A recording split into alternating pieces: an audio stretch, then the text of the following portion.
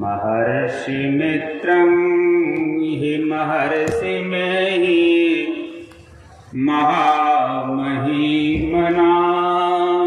महनीय कीर्ति नादानुसंधान विधान योगी भारत देशस्य शिवावतारः खिले कमल की पंखुड़ियां सम नयन सुशोभित है अभिराम महर्षि में ही महान गुरुवर सादर बारंबार प्रणाम सादर बारंबार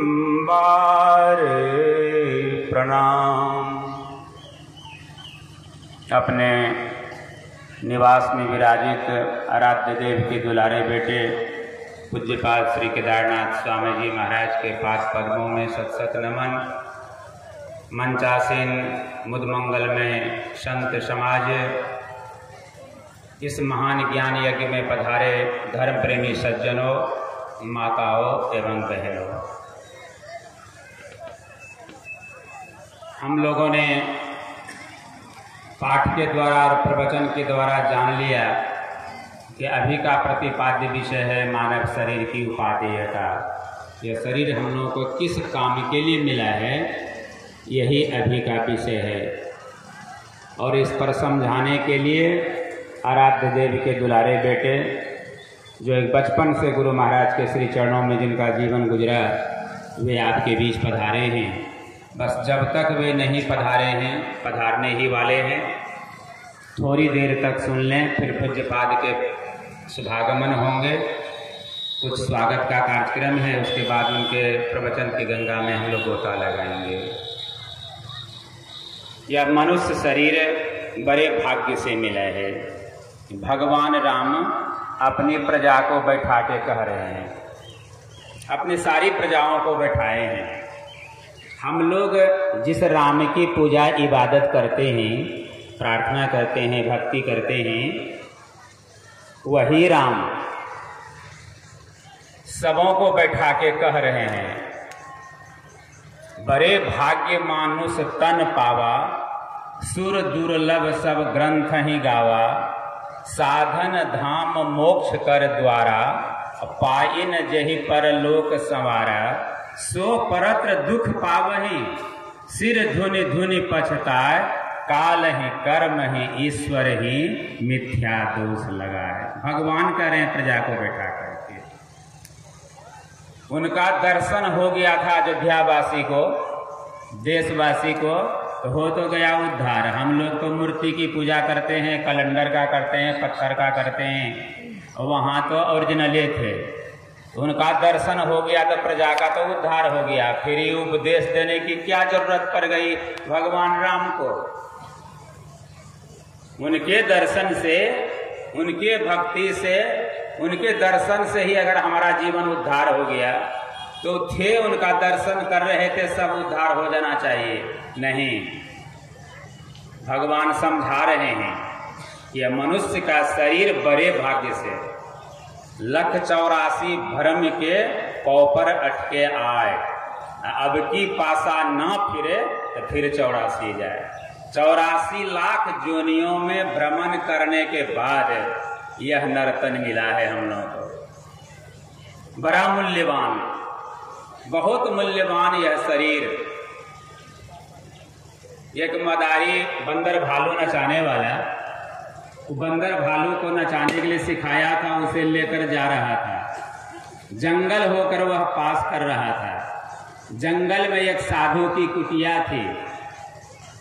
साधु ने देखा मदारी को, बंदर भालू बकरी आदि सबको सिखाया था नाचने के लिए। उस साधु ने उस मदारी को बुलाया, कहा बेटा ये सब क्या करते हो बंदर भालू सबको? कहा बाबा इसको कुछ सिखाया हूँ, कुछ नाच गान यह करता है, मैं डमरू बजाता हूँ, बंदर भालू नाचते हैं, इन्हीं के खेल को देखकर लोग खुश होते हैं, जो कुछ पैसे देते हैं जिससे अपना पेट और परिवार चलाता है। तो महात्मा जी ने कहा कि हमको खेल नहीं दिखाओगे। तो लगा मदारी को कि बाबा जी का नंग धर्म, एक तो कॉपिन बिस्टी पहने हुए है, घर द्वार कहीं कुछ नहीं, पेड़ के नीचे बैठा हुआ है, जितना देर तक खेल दिखाऊंगा समय बर्बाद हो जाएगा। लेकिन हम लोगों का देश साधु महात्माओं का देश है, ऋषि मुनियों का देश है। यहाँ लोग साधु महात्मा फकीर से बड़ा डरते हैं कि कहीं उस सांप नहीं दे दे। डर गया, बाबा जी की बात नहीं मानूंगा, कहीं सांप दे दे तो बस लुटिया गोल हो जाएगा।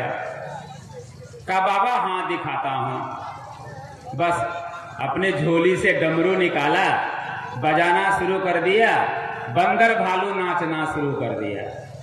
नाच रहा है, जितना कला सिखाया था उतना कला दिखा दिया। उसके बाद हाथ जोड़कर मदारी ने कहा कि बाबा जितना सिखाया था बंदर भालू को वह खेल आपको दिखा दिया, अब हमको जाने की अनुमति दीजिए। तो कहा तुम ही तो बोले हो कि हमारा बंदर भालू नाचता है, लोग कुछ देते हैं, उसी से पेट परिवार चलाता हूँ, तो हमको दिखाए हो तो हमसे कुछ लोगे ने। तो मदारी ने कहा कि आप तो अपने कुछ आपको है कहाँ जो आप हमको दीजिएगा, आप तो अपने भिखारी हैं, ये काम कीजिए ना, हमको आप दुआ ही दे दीजिए, आशीर्वाद दे दीजिए, बस हो गया। कहा बड़ा सुंदर आशीर्वाद है तो हमसे ले लो। कहा आंख बंद करो। आंख बंद किया, कहा खोलो आंख। तो आंख खोलता है तो बंदर भालू डमरू पटरी छोटरी सब गायब, कुछ है ये नहीं। इतने में आंख बंद, आंख खोलो तो उसका सब लोखर चुट्टा गायब हो गया, बंदर भालू सब देखने लगा। इतने देर में कहाँ चला गया, कहीं चारों तरफ देखते रहा, कहीं नजर नहीं, सब चीज उसका गायब हो गया। देखने के क्रम में उसका नजर अपने शरीर पर पड़ा। शरीर में देखता है पीताम्बरी पहना हुआ है, पीताम्बरी वस्त्र पहने हुए हैं शरीर में। माथा भारी लगा, छूता है तो मुकुट है माथे पर बड़ा पहना हुआ। कार्य ये क्या हो गया? वो अपने शरीर को देखकर बड़ा आश्चर्यचकित हो रहा है कि क्या हो गया। ये पीताम्बरी वस्त्र, हीरे जवाहरात सब लटके हुए हैं, माथे में मुकुट है, ये मैं क्या हो गया। इस सोच ही रहा था कि एक रथ आया जंगल में, रथ पर लोग कुछ बैठे हुए थे, उतरा नीचे, कहता है राजन आप यहाँ क्या कर रहे हैं जंगल में, वहां राज सिंहासन खाली है। सब हाहाकार में है कि महाराज कहाँ गए, महाराज कहाँ गए, आप यहाँ जंगल में क्या कर रहे हैं। वो अभी कुछ बोलता है कि उसको पकड़ के रथ पर बैठाया, लेके चला गया, राजगद्दी पर बैठा दिया, बड़का राजा बन गया। बन गया राजा, बन गया राजा। अब राजपाट करने लग गया, शादी विवाह कर लिया, बाल बच्चे हो गए, मस्त होके रहने लगा। छोटा मोटा राज्य सब जो था बगल अगल का सबको जीत लिया। एक राज्य का पता चला कि बहुत बड़ा धनवान राज्य है, बहुत पैसे संपत्ति है वहां, उस पर चढ़ाई किया, हार गया। मनुष्य को संतोष कभी नहीं। ये हम आप जानते हैं कि मानव को अगर साइकिल है तो मोटरसाइकिल, मोटरसाइकिल है तो कार, कार है तो हवाई जहाज, कभी अंत होने वाला नहीं है। ये कभी संतोष नहीं है। जब संतोष आ जाएगा तो सब धन धूरी समान, बेड़ा पार हो जाएगा, उद्धार हो जाएगा। कभी संतोष नाम की चीज नहीं। इतना बड़ा राजा बना दिया मदारी से, अब और राजा पर राजा बनना चाह रहा है। आखिर में जो चढ़ाई किया वो बड़े राज्य पर हार गया। एक बार नहीं कई बार चढ़ाई किया, जितना बार किया उतना बार हार गया। जितना तिजोरी था सब खाली हो गया लड़ने में। अब तो है राजा लेकिन भंडार खाली है, राज्य चलाएगा कैसे। जब आपको सब तरह से सुखी संपन्न रहेंगे, किसी तरह का कोई कष्ट नहीं रहेगा, तो जल्दी भगवान की बात याद नहीं आएगी, भगवान याद नहीं आएंगे। लेकिन तुरंत अगर कष्ट शुरू हो जाए, पेटे में दर्द शुरू हो जाए, तो जो जिसके भक्त हैं वो तुरंत सुमरना शुरू हो जाता है। इसलिए संतों की वाणी में है कि दुख में सुमिरन सब करे, सुख में करे न कोई, जो सुख में सुमिरन करे तो दुख काहे को होए। तो यहाँ जो सुख में आ जाता है, बौरा जाता है, वह भगवान को भूल जाता है। आज मदारी का वही हाल हुआ।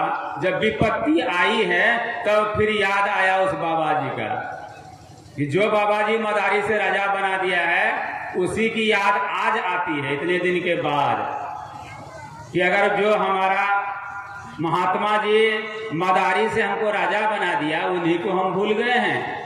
तो पहुंच गया रथ पर सवार होकर के महात्मा के यहाँ जंगल में। संजोग से महात्मा जी जंगल में थे ही, आके साष्टांग प्रणाम किया। देखा महात्मा जी ने नजर उठाकर, कहा बेटा गया तो चला ही गया, कहाँ आप इतना बड़ा राजा हमको बना दिए कि फुर्सते नहीं। तो कहा आज फुर्सत कैसे मिल गया। तो सब कहानी सुना दिया कि आपके आशीर्वाद से राजा तो बना हूँ, बड़ा राजा बन गया, लेकिन एक राज्य है बड़ा धनवान, बड़ा राजा है, उस पर चढ़ाई किया, जितना बार किया उतना बार हार गया, तिजोरी खाली हो गई है। इसीलिए आपसे आशीर्वाद लेने आया हूँ कि आप आशीर्वाद दे दीजिए तो हमारा तिजोरी भर जाए, उठो राज्य हम जीत लें कम से कम। कहा बड़ा सुंदर, आंख बंद करो। आंख बंद किया। कहा खोलो आंख। आंख खोला, वही बंदर, वही भालू, वही डमरू, वही मदारी, जो था वही हो गया। अब तो वह कुछ समझ ही नहीं रहा कि क्या हो गया। आपको शरीर को निहारता है, बंदर भालू देखता है, डमरू देखता है, वही जो था वही झोला झंखर आ गया, सब कुछ वही। कहा बाबा ये क्या कर दिए। कहा हमको कहते हो क्या कर दिए, उल्टे हम ही को। जिसने तुमको मदारी से उतना बड़ा राजा बना दिया, उस राजा के पास आने का, उस मदारी से बंदर भालू वाले से राजा बनाने वाले को यादें नहीं, फुर्सतें नहीं तुमको उनको याद करने का। इसलिए बेटा तुमको सदा के लिए फुर्सत दे दिया कि खूब डमरू बजाओ, मंदंदर वाले नचाओ। अभी यही पाठ हुआ है। क्या पाठ हुआ। कबहू की करी करुणा नर देही, देत ईस बिनु हेतु सनेही। वो कारण ही कल्याण करने वाले परमात्मा, उनके दरबार में हमरे आपके अंदर में रहने वाला जीवात्मा कोई खेल दिखाया। हमारे आपके अंदर में रहने वाला जीवात्मा परमात्मा के दरबार में कोई खेल दिखाया, तो परमात्मा खुश हो गए उस खेल से। तो क्या कर दिया। कबहू की करी करुणा नर देही, मनुष्य का शरीर प्रदान कर दिया। कुत्ता घोड़ा गधा बिल्ली नहीं बना करके यह नर्तन, यह सबसे बेशकीमती शरीर आपको दे दिया। जब यह शरीर आपको मिल गया तो इसे पाकर हम क्या कर रहे हैं। फुर्सते नहीं है बनाने वाले का, यादों नहीं करते हैं कभी कि किसने हमको बनाया। काली माने कि दुर्गा माने कि ब्रह्मा जी ने कि शंकर भगवान ने कि विष्णु भगवान ने। अगर उसी ने हमको बनाया तो फिर उनको किसने बनाया। उनको भी तो बनाने वाला कोई होगा, कभी सोचते भी नहीं है। यही संत मत का अभी आपने पूर्वक्ता से सुना है कि यही वह कॉलेज है, वही अब विद्यालय यूनिवर्सिटी है जहां इस ज्ञान को समझेंगे हम लोग कि हम लोग जो शरीर मिला इसमें 9 दरवाजा तो सब आदमी जानते हैं कि 2 आंख के, 2 नाक के, 1 मुंह का, 2 कान के, 1 पैखाना और पेशाब का, 9 दरवाजा। ये 9 दरवाजा सबको, सारे शरीर वाले को, देवता को भी 9 दरवाजा। लेकिन एक विशेष दरवाजा साधन धाम मोक्ष कर द्वारा, इसमें एक विशेष दरवाजा लगाया गया, वह है मोक्ष का दरवाजा। जहां से यह जीव आया है उस धाम तक पहुंचाने का रास्ता इसी शरीर में है। इसीलिए देवता तरसते हैं इस शरीर को पाने के लिए। हमारे आपके शरीर को पाने के लिए देवता ललायित रहते हैं कि हमको मनुष्य शरीर मिले, और हम लोग ऐसे अभागे हैं कि मूल्यवान शरीर पा करके उन्हीं के पीछे दौड़ते रहते हैं। जो अगर आप भक्ति करेंगे, भक्ति में थोड़ा सा आप आगे बढ़े, भेजेगा वहां से दूत आपका ध्यान भंग करने के लिए। कितना भेजा भगवान बुद्ध को, महावीर को, कितने संत को भेजा, क्या क्या किया उसका साधना खत्म करने के लिए, हमारा सिंहासन ले लेगा। और हम लोग दिन रात उन्हीं की पूजा इबादत में लगे रहते हैं। संत मत बड़ा महान ज्ञान है इसमें। ये जो मनुष्य का शरीर मिला, इस साधन धाम मोक्ष कर द्वारा अब पाइन जे ही पढ़ लोक समारा, जो इतने सुंदर शरीर को पाकर, देव दुर्लभ शरीर को पाकर परलोक नहीं समारा, आवागमन का चक्र नहीं छुड़ाया, उनका जीवन यूं चला जाएगा। क्या होगा? सो परत्र दुख पावहीं, सभी जगह उनको दुख ही दुख मिलेगा। सिर धुनी धुनी पछताए, माथा पीट पीट करके रोना पड़ेगा, पछताना पड़ेगा। और काल ही, कर्म ही, ईश्वर ही मिथ्या दोष लगाए, करेगा गलती अपना, लेकिन बनाने वाले परमात्मा को ही दोष लगाएगा। जब हमारा भाग लिख रहा था ना, तो भगवान का कलमे टूट गया था, भगवान के बारे में कहा गया, उसका कलमे टूट गया था, भाग हमारा ठीक से नहीं लिखा। करेगा कर्म अपना नहीं, देगा काल ही, कर्म ही, ईश्वर ही मिथ्या दोष लगाए, उन्हीं को दोष लगाएगा। इसलिए सो बात नहीं है। हम लोग जैसा कर्म करेंगे वैसा फल मिलेगा। और यह शरीर मिला है शुभ कर्म करने के लिए, अच्छा कर्म करने के लिए, ईश्वर परमात्मा की भक्ति करने के लिए मिला है। यह साधन धाम मोक्ष का दरवाजा जो है इसमें लगा हुआ। कैसे यह जीव मोक्ष के दरवाजा में प्रवेश करेगा? वो मोक्ष के दरवाजा में प्रवेश कर परमात्मा के धाम में जाएगा। यह कला, यह ज्ञान संत सदगुरु से सीखना है। इसके लिए प्रथम भक्ति संतन कर संगा, इसके लिए पहली भक्ति संतों का संग है। लेकिन हमारे संसार के लोग, जब आप टीवी देखेंगे, घर में बड़े बड़े महामंडलेश्वर सबका प्रवचन सुनेंगे, आप जो संत मत के खिलाड़ी हैं, जो संत मत के ज्ञान को समझ लिए हैं, और वहां महामंडलेश्वर सब का जब प्रवचन सुनेंगे तो आपको लगेगा कि इन लोगों का जो जीवन है 0/0 है, कहीं कुछ मिलने जाने वाला है। बड़का बड़का कंठी पहनने से और बड़ा बड़ा चंदन टिक्का लगाने से कुछ होने वाला नहीं है, कुछ मिलने जुलने वाला नहीं है। जो सार भक्ति है, आहो भक्त सार भगति करु हो, आसार भगति करी तो संसार भ्रमत रही, भक्ति श्रम निष्फल हो। जीवन भर भक्ति करते रहिए, लेकिन आसार भक्ति करेंगे तो भक्ति श्रम निष्फल हो, बेकार चला गया आपका। धारते रहिए सूर्य भगवान को पानी दे रहा है, स्नान करके नदी में पानी लेकर के सूर्य भगवान को लोग अर्घ देना शुरू कर देते हैं, यहीं से पानी ढारते हैं। हमारे कबीर साहब ने क्या किया, उधर स्नान करके नदी में सूर्य भगवान को पानी ढार रहा है, और ये क्या किया कि स्नान करके पानी उलीच करके नदी से उस पार बाहर में खेत में पानी दे रहा है इधर से। तो वो उधर सूर्य भगवान को दे रहा था, ये उलट करके इधर पानी दे रहा है। तो जब उनका पूजा हो गया, किया हुआ, सूर्य को अर्घ देना हो गया खत्म, देखता है महात्मा को कि बाबा जी इधर पानी दे रहा है। क्रोध आया, गुस्सा आया, कहा क्या कर रहे हैं आप? कहा आप क्या कर रहे थे? कहा हम सूर्य भगवान को पानी दे रहे थे, जल चढ़ा रहे थे। कहा हम खेत में पानी पटा रहे हैं। तो आपको दुख काहे हो रहा है? कहा खेत आपका कहाँ है, पानी आप कहाँ पटा रहे हैं? पानी जो खेत में दे रहे थे सब तो पानी तो आपका नदी में आ रहा है। कहा हमारा खेत बेसी दूर कि आपका सूर्य भगवान बेसी दूर? कौन बेसी दूर, खेत की हमारा सूर्य भगवान? जब आपके सूर्य भगवान को पानी पहुंच जाएगा तो हमारा खेत में पानी नहीं जाएगा। यही ज्ञान है, यही अज्ञान है, यही सीखना है, यही सत्संग है। जब तक इस ज्ञान गंगा में गोता नहीं लगाइएगा, जीवन बेकार।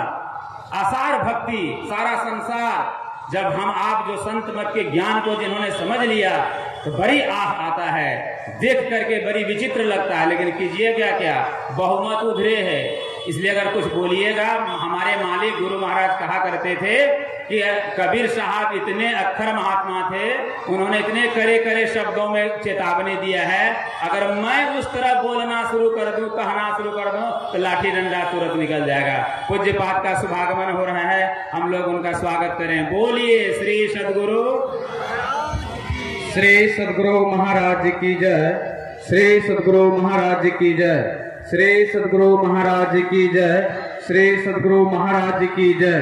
स्वागतम गुरुदेव, शरणागतम गुरुदेव, स्वागतम गुरुदेव, शरणागतम गुरुदेव।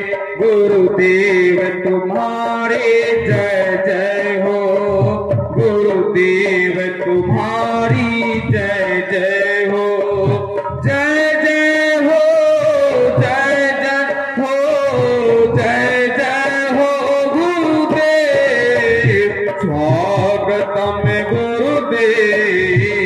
शरणागतम गुरुदेव, स्वागतम गुरुदेव, शरणागतम गुरुदेव, स्वागतम गुरुदेव, शरणागतम गुरुदेव। बोलिए प्रेम से श्री सद्गुरु महाराज की जय। हम सबों को पूज्यपाद के आशीर्वचन प्राप्त हो चुके हैं। बैठने के लिए सारा बैठ जाए। वातावरण को बिल्कुल शांत बना रखें ताकि पूज्यपाद के अमृतवाणी को हम लोग अच्छी तरह से लाभ ले सकें। बोलिए प्रेम से श्री सद्गुरु महाराज की जय। बिल्कुल वातावरण शांत बना रखें।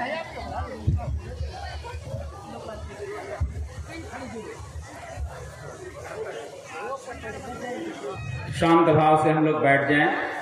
हमारे रोड पर जितने भाई खड़े हैं उन लोगों से भी मेरा निवेदन होगा कि पंडाल में बहुत जगह है, शांत भाव से अगर आप लोग भी आके बैठ के सत्संग सुने तो ज्यादा आनंद होगा, आपको भी सुख मिलेगा। पंडाल बनाया है, आप ही लोगों ने बनाया है, इसलिए आ जाइए, पंडाल में बैठिए और पूज्यपाद के अमृत में प्रवचन से सुन करके अपने जीवन को लाभान्वित कीजिए।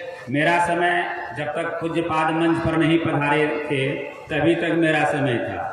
पूज्यपाद के पधारने के बाद समय स्वतः खत्म हो जाता है, इसलिए मैं अपनी वाणी में विराम दे रहा हूँ, यह कहकर कि यह जो मनुष्य का शरीर मिला है हम लोगों को बड़े भाग्य से मिला है, इसको वैसे नहीं गंवावे हम लोग, इसी तरह नहीं जाने दें। अगर इसकी अब की पासा ना फिरे तो फिर 84 जाए, फिर हम लोग 84 लाख जोनी में चले जाएंगे। कुत्ता घोड़ा गधा बिल्ली बनना पड़ जाएगा, पछताना पड़ जाएगा, हाथ मलना पड़ जाएगा। इसलिए अब जब तक है शरीर, यह जितना दिन तक मालिक ने रखा है बस उसमें देर, और सब बात में देर कीजिए लेकिन साधन भजन में देर नहीं करना है। इसको जो शुभ कर्म है उनको जल्द कर लेना है, जो अशुभ कर्म है उनमें जितना लेट लगाना है लगाते रहिए। इसी के लिए मानव का शरीर मिला, ईश्वर भजन करना है। दीक्षा ग्रहण करके जो ईश्वर भजन कर रहे हैं बहुत सुंदर, जो नहीं की दीक्षा लिए हैं दीक्षा ग्रहण करके भक्ति में लग जाए, मानव जीवन सफल हो जाएगा। बोलिए श्री सद्गुरु महाराज की जय।